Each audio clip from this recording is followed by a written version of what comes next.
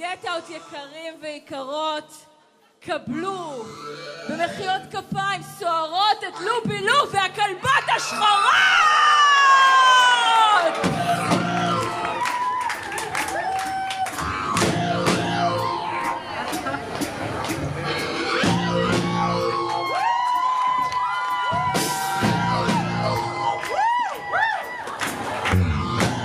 אז מסתבר שבאפולה יש גברים שסובלים מלוביפוביה.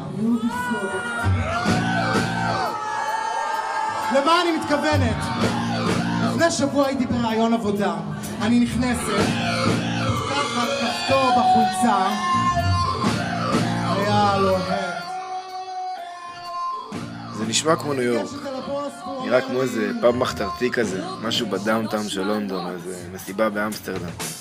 וואלה, אולי אפילו משהו קיצוני בתל אביב. בטח יפתיע אתכם לשמוע שמדובר בליין מסיבות שנקרא גט-אאוט, שמתקיים ביולה בר, שממוקם ממש פה, באפולה.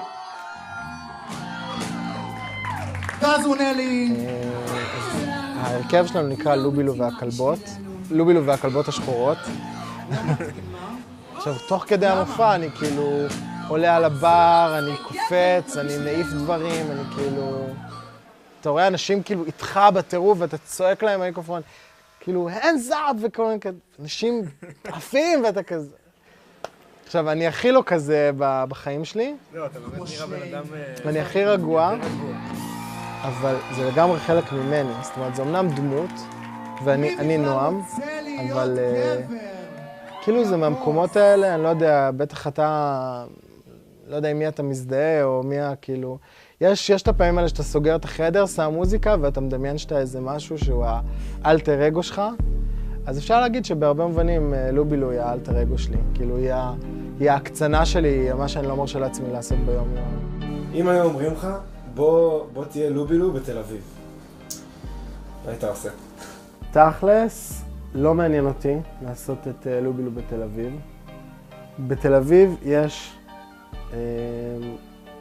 עשרות, אם לא מאות, מלכות דרג, שבכל הסגנונות, בכל האופנים, לא נראה לי שיש לי מקום שם, או שצריך עוד מלכת דרג. באפולה לעומת זאת, אין אפילו מלכת דרג, אין כאילו בכלל תרבות כזאת. ואחרי האירוע הראשון אמרנו יאללה עושים את זה, וזה כאילו היה פעם ראשונה שדבר כזה קרה כאן.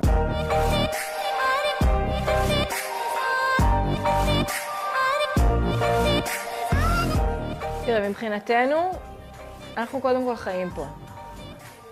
אנחנו באנו לעפולה, כל אחד במקום אחר, במטרה לבנות פה את החיים שלנו, על כל מרכיבי החיים. ולכן חלק מבחינתנו בתור מי שלא באנו לחיות פה בארון, ולא באנו פה להסתיר את מי שאנחנו, ולהפך, באנו גם לשנות את החברה שאנחנו חיים בתוכה, אז הבנו שאנחנו חייבים לצאת החוצה.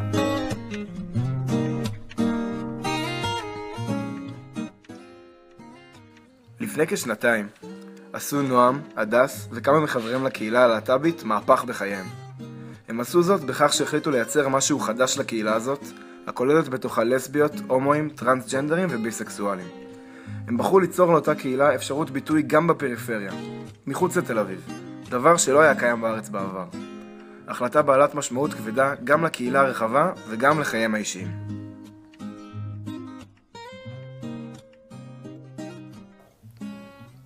בתל אביב יש, עכשיו, שבוע הבא זה פורים, בתל אביב יש רביעי, חמישי, שישי, שבת, יהיו בערך 20 מסיבות שמיועדות ספציפית לקהל להט"בי. עכשיו, מה המשמעות של מסיבות? מסיבות זה מפגש אנושי, מסיבות זה סקס, מסיבות זה סצנה תרבותית, מסיבות זה פאן, זה חיים, כאילו זו תחושת שחרור. לעומת זאת באפולה, בפורים אין אף מסיבה גאה. אין שום תרבות שמיועדת ללהט"בים כאן. לא בפורים ולא בשאר ימות השנה. נועם, הדס ושאר החברים שמארגנים את הגט-אאוט מבקשים להוציא מהארון את חברי הקהילה שממוקמים בפריפריה. ידוע שהחברה בפריפריה היא שמרנית יותר, מסורתית, ולעיתים פועלת בקיצוניות על סמך אמונות שונות. מה שמביא לחשש בין חברי הקהילה בפריפריה לעשות את הצעד ולצאת מהארון.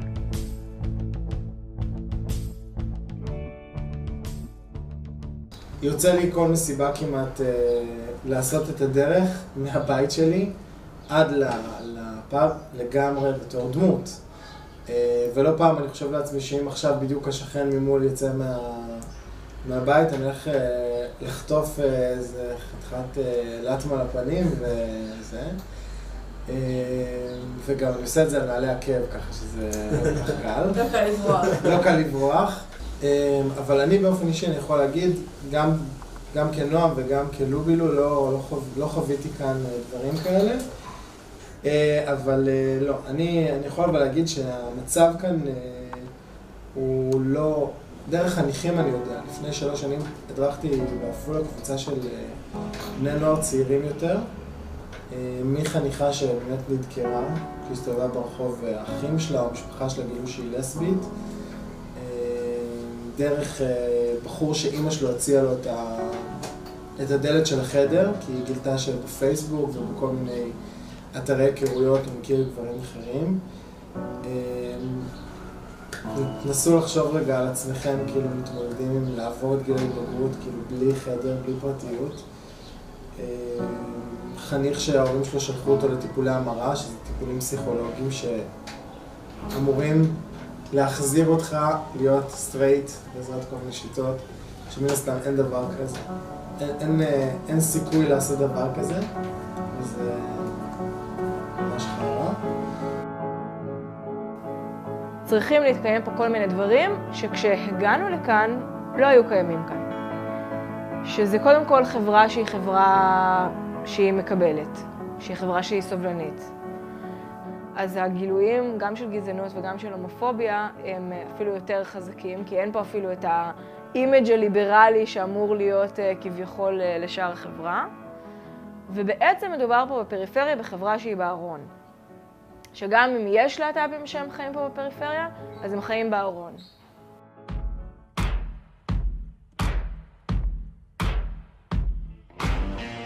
זה התחיל ממסיבה אחת, והרבה חששות מתגובות החברה.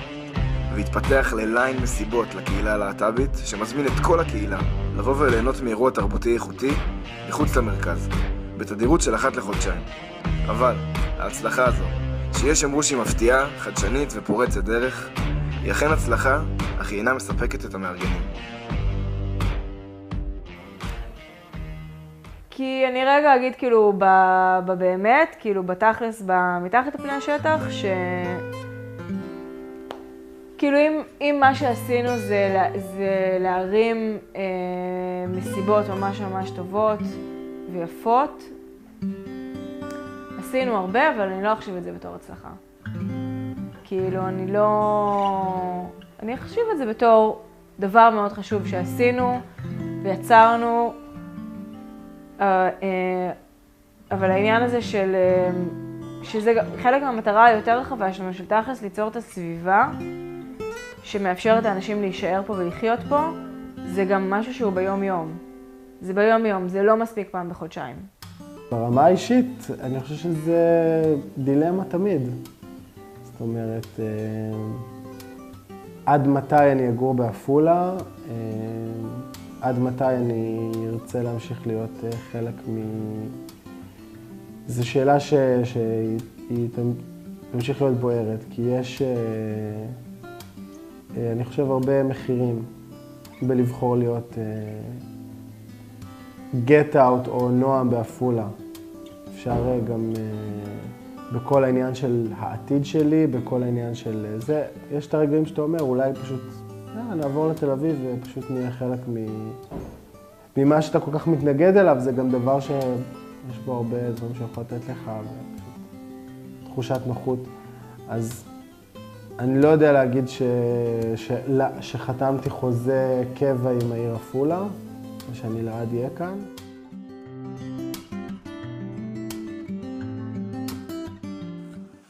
אין ספק שהשאלה הזאת תמיד תיבר. האם לעצור הכל, לעבור לתל אביב ולהתמקם במקום שנחשב נוח לקהילה. להיות חלק מהמיינסטרים. בזמן שהשאלה הזו בוערת בהם, הם יודעים שמה שהם עושים הוא חשוב לקהילה הרחבה בפריפריה.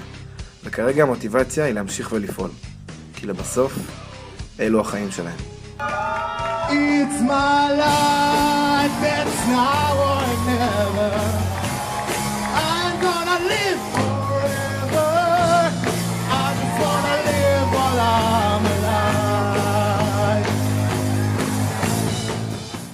My heart is like an open highway. Like breaking shit, I did it my way. I just wanna live while I'm alive. My לימוני, מזל טוב! רובי, מזל שמח! תני לי לענק אותך! ביסלי, במפוס!